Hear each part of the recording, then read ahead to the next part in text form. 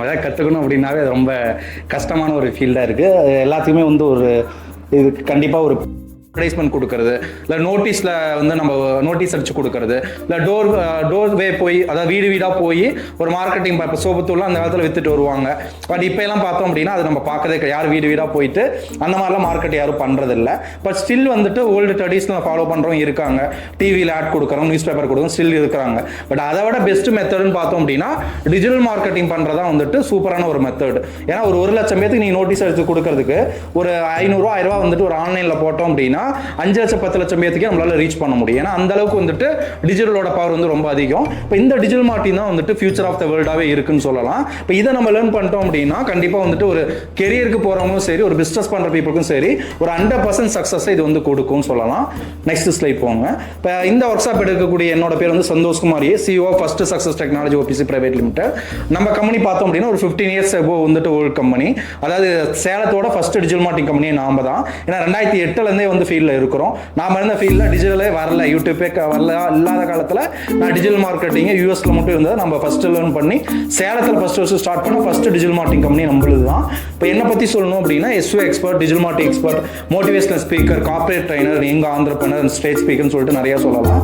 அது மட்டும் இல்லாமல் நம்மளோட கம்பெனியில் இருக்க ஒரு ட்ரைனர்ஸும் பார்த்தோம் அப்படின்னா almost 4 to 5 years experience people digital மார்க்கெட்டிங்கில்.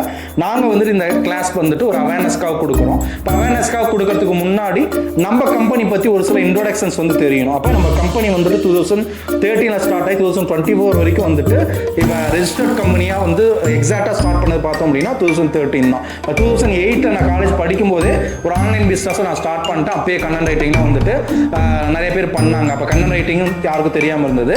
அந்த ஃபீல்டில் வச்சு நான் அப்போலேருந்தே வந்து பிஸ்னஸ் வந்து காலேஜ் ஃபர்ஸ்ட் இயர் படிக்கும்போது நான் ஸ்டார்ட் பண்ணி நிறைய பேருக்கு ஜாப் கொடுக்க ஆரம்பிச்சிட்டேன். ஆனால் எக்ஸாக்டாக ரெஜிஸ்டர் பண்ணி பண்ணும்போது பார்த்தோம் அப்படின்னா 2013 தான் ஸ்டார்ட் பண்ணோம். இப்போ நான் சொல்கிறத விட ஒரு ஏவி மாதிரி நம்ம கம்பெனி பற்றி பார்த்தோம் அப்படின்னா சூப்பராக இருக்கும். ஆனால் ஒரு வீடியோ வந்து ப்ரெசென்ட் பண்ணுவாங்க.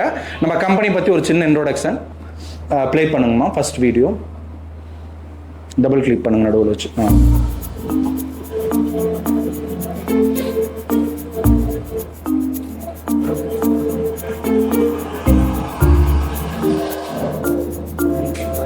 Success Technologies 2013ல ரெஜிஸ்டர் கம்பெனியா ஸ்டார்ட் பண்ணோம். Facebook டிராஃபிக் யூஸ் பண்ணி Google AdSense மூலமா 7 to 8 lakhs இன்கம் earn பண்ணோம். அடுத்த கட்டமா ஒரு ஆபீஸா ஸ்டார்ட் பண்ணணும் அப்படிங்கிற ஒரு மோட்டிவ்ல 10க்கு 10 ரூம்ல சிங்கிள் எம்ப்ளாயி வச்சு ஸ்டார்ட் பண்ணோம்.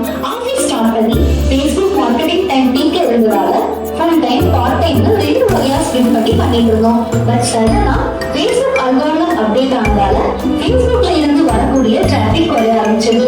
சோ வேற ப்ராசஸை இம்ப்ளிமெண்ட் பண்ண வேண்டிய ஒரு சிச்சுவேஷன் வந்துச்சு. சோ அடுத்து சர்ச் இன்ஜின் ஆப்டிமைசேஷன் SEO அப்படிங்கிற ப்ராசஸ் ஸ்டார்ட் பண்ணி அதுக்காக 20 இருந்து 30 பீப்பிள் ஹையர் பண்ணி ஸ்டார்ட் பண்ணோம். அதுக்கு அடுத்தபடியா அஃபிலியேட் மார்க்கெட்டிங், Google AdSense டிஜிட்டல் மார்க்கெட்டிங்ல இருக்க வேரியஸ் ப்ராசஸை எக்ஸ்ப்ளோர் பண்ண ஆரம்பிச்சோம். இந்த ப்ராசஸ் எக்ஸ்ப்ளோர் பண்ண ஆரம்பிச்சதால செப்பரேட்டா இந்த பில்டிங்கையும் நம்ம பர்ச்சேஸ் பண்ணி இதுல 40 இருந்து 50 பீப்பிள் ஹையர் பண்ணி ஃபுல் டைம் ஜாப் மட்டும் இல்லாம part time work from home ஜாப்ல ஆப்பர்ச்சுனிட்டிஸ் கொடுத்து Facebook marketing, WhatsApp marketing, affiliate marketing, graphic designing, video editing, social signals, digital marketing training multiple ப்ராசஸ்ல இம்ப்ளிமெண்ட் பண்ண ஸ்டார்ட் பண்ணோம். இப்போ நம்ம கிட்ட என்னோட நேம் நந்தினி. நான் டிஜிட்டல் மார்க்கெட்டிங் ட்ரைனராக ஒர்க் பண்ணிட்டு இருக்கேன். சரிங்களா? இப்போ பார்த்தீங்கன்னா SEO அப்படின்னா சர்ச் இன்ஜின் ஆப்டிமைசேஷன் அப்படின்னு அர்த்தம். இப்போ நீங்கள் ஒரு வெப்சைட் வச்சுருக்கீங்க, அந்த வெப்சைட்டில் கண்டென்ட்லாம் க்ரியேட் பண்ணிவிட்டு அப்படியே விட்டுருவீங்களா? இப்படி ஒரு வெப்சைட் வச்சுருக்கீங்கன்றது எல்லாருக்கும் தெரியணும்னா என்ன பண்ணணும்? நீங்கள் SEO பண்ணணும். ஓகேங்களா? ஏன்னா உங்கள் கீவேர்டுக்கு நிறைய பேர் வந்துட்டு இப்போ நான் எக்ஸாம்பிளுக்கு டிஜிட்டல் மார்க்கெட்டிங் கோர்ஸ் பற்றி நான் சொல்லிட்டு இருக்கேன். மார்னிங் ஒருத்தருக்கு குட் மார்னிங் விஷஸ் அனுப்பினாலுமே நம்ம என்ன பண்ணுறோம்? ஃபேஸ்புக்கில் எல்லாமே போய் அப்டேட் பண்ணுறோம். ஸோ யூடியூப்ல என்னென்ன இருக்குது அப்படின்னு. என் பேர் ஜனனி. வாய்ஸ் கேட்குதுங்களா? ஓகே. இப்போ நம்ம உங்களோட வெப்சைட்டில் என்ன பண்ணிட்டீங்க? ஆன் பேஜ் SEO பண்ணிட்டீங்க, ஆஃப் பேஜ் SEO பண்ணிட்டீங்க. ஓகேங்களா? இப்போ அடுத்து நம்ம டெக்னிக்கல் SEO பண்ண போகிறோம். அதாவது உங்கள் வெப்சைட்டில் on page SEO, off page SEO பண்ணிட்டோம். அது கூகுளுக்கு தெரியுங்களா? அதாவது டெக்னிக்கல் SEO பண்ணால் மட்டும்தான் கூகுளுக்கு உங்களோட வெப்சைட்டு, உங்களோட ஓனர், அதாவது உங்கள் வெப்சைட்டு நீங்கள் தான்